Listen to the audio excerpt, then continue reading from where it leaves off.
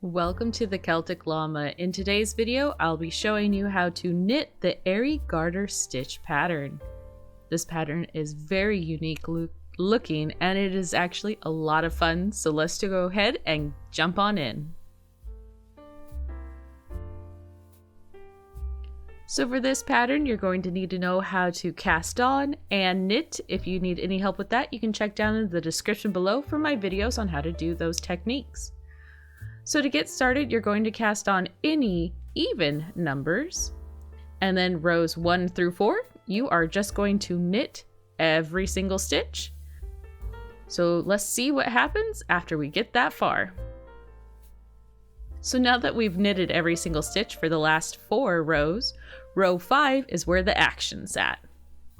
You're going to start off by doing 1 knit, and then you're going to yarn over twice. 1, 2, and then you are going to knit.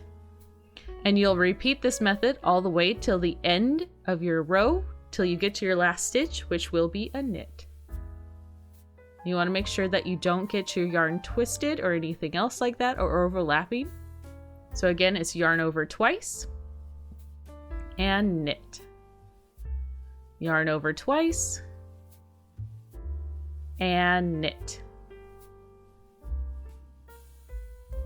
So here we are at the end of row 5. So row 6, this is definitely going to be a fun row.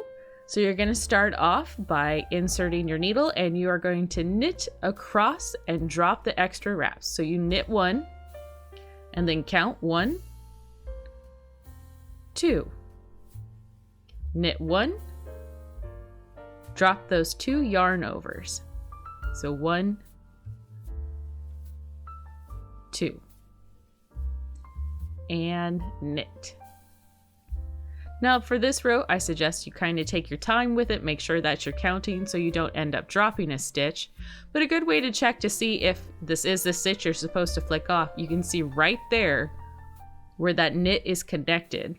So that kind of gives you an idea of what to look for. So let's finish this all the way to the end. So we're just dropping our last 2 loops and finishing off with a knit.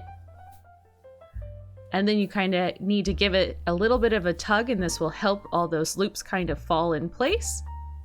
And there you have it. That's how you do the Airy Garter Stitch Pattern. If you found this video helpful, please do give it a like, and I really do hope that you have a happy knitting day.